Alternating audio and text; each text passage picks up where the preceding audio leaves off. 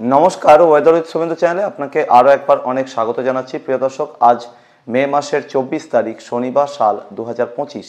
ব্যক্তিগত কিছু সমস্যার জন্য বিগত বেশ কিছুদিনে আপডেট আসেনি, এজন্য আমি ক্ষমাপ্রার্থী। প্রিয় দর্শক, আজকের পূর্বাভাসে আপনাদেরকে জানাবো যে আগামী কয়েকটা দিনের আবহাওয়াতে কোথায় কেমন পরিবর্তন ধরা পড়তে চলেছে। একই সাথে আরব সাগর এবং বঙ্গোপসাগরে শক্তিশালী ওয়েদার সিস্টেম তৈরি হওয়ার সম্ভাবনার কথা এর আগে জানানো হয়েছিল। বর্তমান প্রেক্ষাপটে সেই সম্ভাবনা কতটা রয়েছে সেই ব্যাপারেও জানাবো।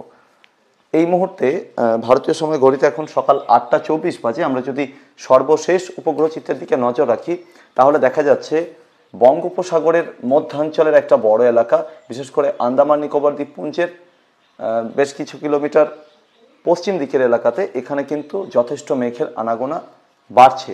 এদিকে মহারাষ্ট্রের উপকূলবর্তী আরব সাগরে এখানে কিন্তু যথেষ্ট মেঘের আনাগোনা রয়েছে এবং এখানে বজ্রগর্ভ মেঘের সঞ্চার হচ্ছে এবং লাগাতার কিন্তু পশ্চিম দিক থেকে আর্দ্রতাপূর্ণ বাতাস অর্থাৎ মৌসুমি বায়ু কিন্তু এদিকে এগিয়ে আসছে এবং এরই আরও একটা অংশ সেটা কিন্তু বঙ্গোপসাগরের দিকে প্রবেশ করছে। ভারত মহাসাগরের উত্তরাঞ্চলের সঙ্গে সঙ্গে বঙ্গোপসাগরের দক্ষিণাঞ্চল এবং আরব সাগরের দক্ষিণাঞ্চলে ইতিমধ্যেই বর্ষা প্রবেশ করেছে।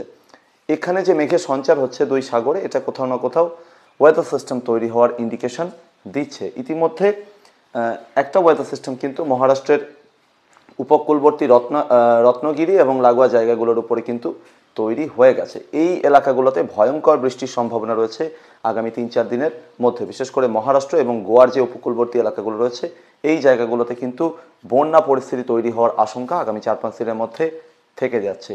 এই হচ্ছে মৌসুমি বায়ুর প্রোগ্রেস রিপোর্ট এবং সেখানে দেখা যাচ্ছে যে ইতিমধ্যে স্বাভাবিক সময়ে প্রায় 7 দিন আগে মায়ানমারের সিটওয়ে বন্দর এবং তার আশেপাশের এলাকাতে বর্ষা প্রবেশ করেছে, যেখানে এখানে বর্ষা প্রবেশ করতে 1 জুন পর্যন্ত সময় লেগে যাওয়ার কথা। তার আগেই 22 থেকে 23 মার্চের মধ্যে কিন্তু মায়ানমারের সিটওয়ে বন্দর এবং লাগোয়া জায়গাতে কিন্তু বর্ষা প্রবেশ করেছে, যেটা বাংলাদেশের পার্বত্য চট্টগ্রামে খুব কাছাকাছি। এদিকে মৌসুমি বায়ুর পশ্চিম দিকের আরব সাগরীয় শাখা সেটা কিন্তু এখনও আরব সাগরের একেবারে দক্ষিণাঞ্চলে অবস্থান করছে।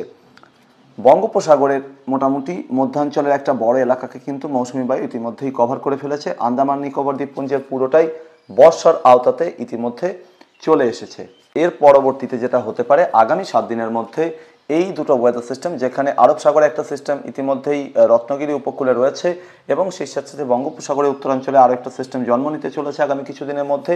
এই দুটো সিস্টেমের কারণে কিন্তু ভারতবর্ষের একটা বেশ কিছু এলাকা জুড়ে কিন্তু বর্ষা প্রবেশ করে যাবে, এরকমই কিন্তু অনুমান রয়েছে। সেক্ষেত্রে জুনের প্রথম সপ্তাহের মধ্যেই কিন্তু একটা বড় এলাকাতে বর্ষা প্রবেশ করতে চলেছে ভারতবর্ষের, এ বিষয়ে কোনো সন্দেহ নেই।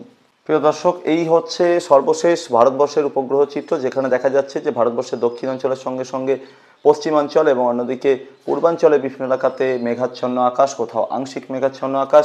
অন্যদিকে উত্তর থেকে পশ্চিম ভারতের বিভিন্ন এলাকা এখানে কিন্তু আকাশ মোটের উপর পরিষ্কার। কলকাতা সহ গাঙ্গেয় দক্ষিণবঙ্গের সঙ্গে সঙ্গে উত্তরবঙ্গের বিভিন্ন জেলা, সেই সাথে লাগোয়া উত্তর ওড়িশা, ঝাড়খণ্ড, বিহারের বিভিন্ন এলাকা, বাংলাদেশ, ত্রিপুরা, আসাম, মেঘালয়ের বিভিন্ন এলাকার সঙ্গে সঙ্গে সিকিম, এই সমস্ত এলাকা, ভারতের ত্রিপুরার সঙ্গে সঙ্গে আশেপাশের জায়গাগুলো সর্বত্রই কিন্তু আংশিক মেঘাচ্ছন্ন আকাশ, কোথাও আবার বেশ খানিকটা ঘন মেঘের দেখা মিলছে এই মুহূর্তে। আজকে 24শে মে কোথায় কেমন আবহাওয়া থাকতে পারে সেটার দিকে নজর রাখলে দেখা যাচ্ছে যে ওড়িশার বিভিন্ন এলাকাতে বিক্ষিপ্তভাবে হালকা বৃষ্টি হতে পারে, কোথাও কোথাও এক পশলা মাঝারি ধরনের বৃষ্টির সম্ভাবনা উত্তর ওড়িশায় রয়েছে। উত্তর ঝাড়খণ্ডের বিভিন্ন এলাকার সঙ্গে সঙ্গে দক্ষিণ বিহারে কোথাও কোথাও হালকা থেকে মাঝারি ধরনের বৃষ্টি হতে পারে, কারণ এই মুহূর্তে উত্তরপ্রদেশ এবং লাগোয়া বিহারের উপরে একটা ঘূর্ণাবর্ত অবস্থান করছে। বঙ্গোপসাগরের দিক থেকে লাগাতার আর্দ্রতার যোগানো রয়েছে। এরই ফলে যেটা হতে পারে কলকাতা সহ গাঙ্গেয় দক্ষিণবঙ্গের কোথাও কোথাও আজকে বিক্ষিপ্তভাবে হালকা বৃষ্টির সম্ভাবনা, তবে মাঝারি বা ভারী বৃষ্টির সম্ভাবনা প্রায় নেই বললেই চলে। অন্যদিকে উত্তরবঙ্গের কোথাও কোথাও আজকে বিক্ষিপ্তভাবে বৃষ্টির সম্ভাবনা থেকে যাচ্ছে। বাংলাদেশের 8টি ডিভিশনে কিন্তু বিক্ষিপ্তভাবে হালকা বৃষ্টির সম্ভাবনা, যারই মধ্যে আবার উত্তরাঞ্চলের রংপুর, সেই সাথে ময়মনসিংহ, সিলেট, অন্যদিকে রাজশাহী ডিভিশনে কোথাও কোথাও একটু মাঝারি ধরনের বৃষ্টির সম্ভাবনা পরবর্তী 24 ঘন্টায় থাকছে। আসামের বিভিন্ন এলাকা, ত্রিপুরা, সেই সাথে মেঘালয়, অন্যদিকে সিকিমের বিভিন্ন এলাকাতে কিন্তু হালকা থেকে মাঝারি ধরনের বৃষ্টিপাতের সম্ভাবনা পরবর্তী 24 ঘন্টার মধ্যে রয়েছে, তবে সেটা কিন্তু বিক্ষিপ্তভাবে সব জায়গায় হবে না, এরকমই সম্ভাবনা কিন্তু আজকের জন্য রয়েছে। প্রিয় দর্শক, আগামীকাল 25শে মে রবিবার যেটা হতে পারে একটা অক্ষরেখার মতো পরিস্থিতি তৈরি হতে পারে, যেটা একেবারে বিহার এবং লাগোয়া এলাকা থেকে শুরু করে মোটামুটি মহারাষ্ট্রের দক্ষিণাঞ্চল এবং এর আশেপাশে এলাকা পর্যন্ত বিস্তৃত থাকার সম্ভাবনা। ফলে এই জায়গাটাতে কিন্তু মেঘের সঞ্চার বেশি হতে থাকবে, কারণ বঙ্গোপসাগরের দিক থেকে আর্দ্রতাপূর্ণ হাওয়ার যোগান থাকবে, অন্যদিকে পশ্চিম ভারতের দিক থেকে শুকনো হাওয়ার যোগানও কিন্তু এই এলাকার দিকে যেতে থাকবে। ফলে এই জায়গাগুলোতে কিন্তু মেঘপুঞ্জ সঞ্চারের সম্ভাবনা বেশি। এর ফলে যেটা হতে পারে, এই এলাকাগুলোতে অ্যাক্টিভিটি থেকে যাবে এবং এটারই বড়সড় প্রভাব কিন্তু উত্তরবঙ্গের বিভিন্ন জেলার সঙ্গে সঙ্গে উত্তর বাংলাদেশ, সেই সাথে মেঘালয় এবং আসামের একাংশ, সেই সাথে উত্তর ঝাড়খণ্ড, বিহারের বিভিন্ন এলাকাতে পড়তে চলেছে আগামীকাল, এরকমই সম্ভাবনা। এবং এখানে হালকা থেকে মাঝারি ধরনের বৃষ্টিপাতের সম্ভাবনা কিন্তু যথেষ্টই রয়েছে। অন্যদিকে কলকাতা সহ গাঙ্গেয় দক্ষিণবঙ্গে কিন্তু সেভাবে বড়সড় বৃষ্টির সম্ভাবনা নেই, বিক্ষিপ্তভাবে ছিটেফোঁটা থেকে হালকা বৃষ্টির সম্ভাবনাই বেশি বলে মনে হচ্ছে। অন্যদিকে দক্ষিণ বাংলাদেশেও এই রকমের পরিস্থিতি থাকতে চলেছে, অর্থাৎ বিক্ষিপ্তভাবে হালকা বৃষ্টির সম্ভাবনা বেশি। ভারতের ত্রিপুরাতেও কিন্তু আগামীকাল হালকা থেকে মাঝারি ধরনের বৃষ্টিপাতের সম্ভাবনা থেকে যাচ্ছে। প্রিয় দর্শক, এর পরবর্তীতে সোমবার অর্থাৎ 26শে মে হতে হতে বঙ্গোপসাগরের মধ্যাঞ্চল এবং লাগোয়া আশেপাশের এলাকাতে হাওয়ার গতি কিন্তু লাগাতার বাড়তে থাকবে। অন্যদিকে এই সময় মহারাষ্ট্রের সঙ্গে সঙ্গে গোয়া এবং কেরল উপকূলে ভয়ঙ্কর বৃষ্টি চলতে থাকবে।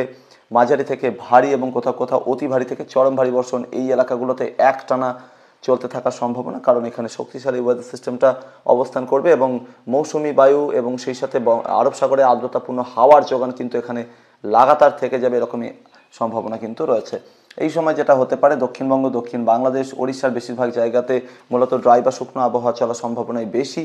তবে বিক্ষিপ্তভাবে ছিটেফোঁটা বৃষ্টির সম্ভাবনা বা হালকা বৃষ্টির সম্ভাবনা এই এলাকাগুলোতে রুল আউট করা যাচ্ছে না। বিহার, উত্তর ঝাড়খণ্ড, সেই সাথে উত্তরবঙ্গের জেলাগুলো, বাংলাদেশের উত্তরাঞ্চলে রাজশাহী, রংপুর, ময়মনসিংহ, সিলেট, অন্যদিকে ঢাকা ডিভিশনের বিভিন্ন এলাকায়, এই এলাকাগুলোতে বজ্রবিদ্যুৎ সহ হালকা থেকে মাঝারি ধরনের বৃষ্টিপাতের সম্ভাবনা রয়েছে। সেই সাথে ত্রিপুরা এবং আসামের বিভিন্ন জায়গাতে বিক্ষিপ্তভাবে হালকা এবং কোথাও কোথাও একটু মাঝারি ধরনের বৃষ্টিপাতের সম্ভাবনা সম্পূর্ণভাবে অস্বীকার করা যাচ্ছে না। প্রিয় দর্শক, 27শে মে হতে হতে এই সময় আবার পূর্ব ভারতের দিকে অ্যাক্টিভিটি কমতে শুরু করবে। আর্দ্রতাপূর্ণ হাওয়ার যোগান থাকবে বটে, কিন্তু তাকে বাধা দিয়ে উপরে তোলার মতো বা মেঘপুঞ্জ তৈরি করার মতো, বৃষ্টিপাতের মেঘপুঞ্জ তৈরি করার মতো অ্যাক্টিভিটি বা সম্ভাবনা এই এলাকাগুলোতে বা ওয়েদার সিস্টেম এখানে থাকার সম্ভাবনা প্রায় নেই বললেই চলে। ফলে বিহার, ঝাড়খণ্ড, ওড়িশা, পশ্চিমবঙ্গ, বাংলাদেশ, ত্রিপুরা, আসাম, মেঘালয়, সেই সাথে সিকিমের বিভিন্ন এলাকায় এখানে কিন্তু বিক্ষিপ্তভাবে স্ক্যাটার্ড থান্ডারস্টর্ম অ্যাক্টিভিটি চলতে থাকবে, অর্থাৎ ছিটেফোঁটা থেকে হালকা বৃষ্টির সম্ভাবনা সেক্ষেত্রে বেশি থাকবে বলে মনে হচ্ছে এই সময়টাতে। এবং এই সময় যেটা হতে পারে, মহারাষ্ট্র এবং লাগোয়া আরব সাগরের উপকূলবর্তী জায়গাগুলোতে ভয়ঙ্কর বৃষ্টি জারি থাকবে।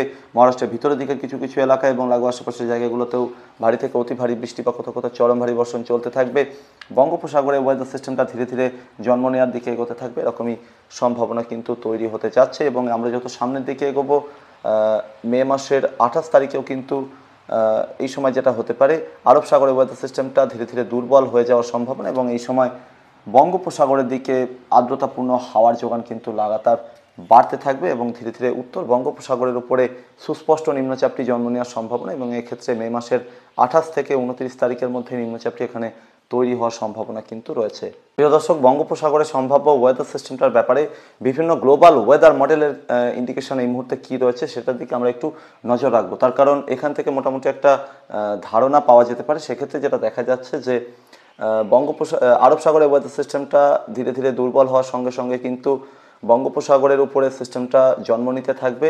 প্রিয় দর্শক, এক্ষেত্রে মার্কিন যে ওয়েদার মডেল রয়েছে অর্থাৎ গ্লোবাল ফোরকাস্টিং সিস্টেম, তাদের ইন্ডিকেশনের দিকে নজর রাখলে দেখা যাচ্ছে যে বঙ্গোপসাগরের উত্তরাঞ্চলে নিম্নচাপটি তৈরি হওয়ার পর কিন্তু একটা সাধারণ নিম্নচাপ হিসেবেই এটা কিন্তু ধীরে ধীরে পশ্চিমবঙ্গের সুন্দরবন উপকূল এবং লাগোয়া এলাকা হয়ে এটা পশ্চিমবঙ্গ এবং বাংলাদেশের সীমানা বরাবর এগোতে থাকবে এবং ধীরে ধীরে এটা বাংলাদেশের দিকে প্রবেশ করার সম্ভাবনা এবং এটা পরবর্তীতে উত্তর পূর্ব ভারতের যে রাজ্যগুলো রয়েছে সেদিকে বৃষ্টি দিতে কিন্তু ক্রমশ পূর্ব দিকে চলে যাওয়ার সম্ভাবনা কিন্তু রয়েছে।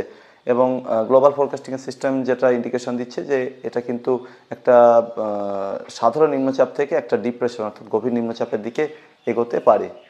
প্রিয় দর্শক, এক্ষেত্রে ECMWF-এর যে সর্বশেষ ইন্ডিকেশন রয়েছে তাতে দেখা যাচ্ছে যে উত্তর বঙ্গোপসাগরে নিম্নচাপটি জন্ম নেওয়ার সম্ভাবনা এবং ধীরে ধীরে এটা কিন্তু ওড়িশা এবং পশ্চিমবঙ্গ উপকূলের দিকে এগিয়ে যাওয়ার সম্ভাবনা কিন্তু রয়েছে মে মাসের শেষের দিকে। প্রিয় দর্শক, ECMWF-এর যে AI মডেল রয়েছে তার দিকে নজর রাখলে দেখা যাচ্ছে যে উত্তর বঙ্গোপসাগর এবং লাগোয়া বাংলাদেশ উপকূলের কাছাকাছি জায়গাতে এই ওয়েদার সিস্টেমটা তৈরি হয়ে ধীরে ধীরে একটা গভীর নিম্নচাপের রূপ নিয়ে এটা কিন্তু বাংলাদেশের বরিশাল এবং লাগোয়া চট্টগ্রাম ডিভিশন হয়ে ধীরে ধীরে উত্তর পূর্ব ভারতের রাজ্যগুলো অর্থাৎ ত্রিপুরা এবং সংলগ্ন এলাকার উপর দিয়ে কিন্তু এটা ধীরে ধীরে পূর্ব দিকে চলে যাওয়ার সম্ভাবনা।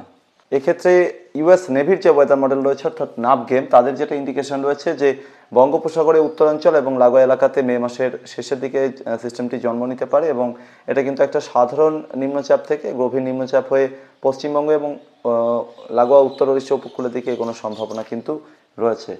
সমস্ত যে গ্লোবাল ওয়েদার মডেলগুলো রয়েছে তারা কিন্তু এখনো পর্যন্ত সেভাবে ক্ল্যারিটি দিতে পারছে না, তবে একটা বিষয় কিন্তু বেশ কিছুটা নিশ্চিত হওয়া গেছে যে ওয়েদার সিস্টেমটা কিন্তু খুব বেশি শক্তিশালী হচ্ছে না। সেক্ষেত্রে গভীর থেকে অতি গভীর নিম্নচাপে পরিণত হওয়ার সম্ভাবনা বেশি, অর্থাৎ ডিপ্রেশন থেকে ডিপ ডিপ্রেশনে পরিণত হওয়ার সম্ভাবনা বেশি। পশ্চিমবঙ্গ উপকূল কিন্তু এই ওয়েদার সিস্টেমটার সম্ভাব্য গতিপথের দিকে অতি অবশ্যই থাকবে। বাংলাদেশের দিকে খানিকটা ঝুঁকে থাকলেও এটা পশ্চিমবঙ্গে প্রভাব ফেলবে, অন্যদিকে ওড়িশার দিকেও যদি ঝুঁকে থাকে এটাও কিন্তু পশ্চিমবঙ্গের দিকে প্রভাব ফেলবে এবং সেক্ষেত্রে মে মাসের একেবারে 28 বা 29 তারিখ থেকে কিন্তু কলকাতা সহ গাঙ্গেয় দক্ষিণবঙ্গের বিভিন্ন জেলায় ধীরে ধীরে বজ্রবিদ্যুৎ সহ বৃষ্টির প্রবণতা বাড়তে থাকবে এবং যত সময় যাবে একটু একটু করে হাওয়ার গতি বাড়তে থাকবে। বঙ্গোপসাগর 28 তারিখ থেকে অশান্ত হতে থাকবে, তাই বঙ্গোপসাগরে কিন্তু কোনোভাবেই এই সময় থেকে পরবর্তী নির্দেশ না পাওয়া পর্যন্ত যাওয়া যাবে না। এই ছিল আগামী কয়েকটা দিনে আবহাওয়ার সম্ভাব্য পরিস্থিতি। পরবর্তী আপডেট এবং লাইভে আবারও দেখা হবে। ধন্যবাদ।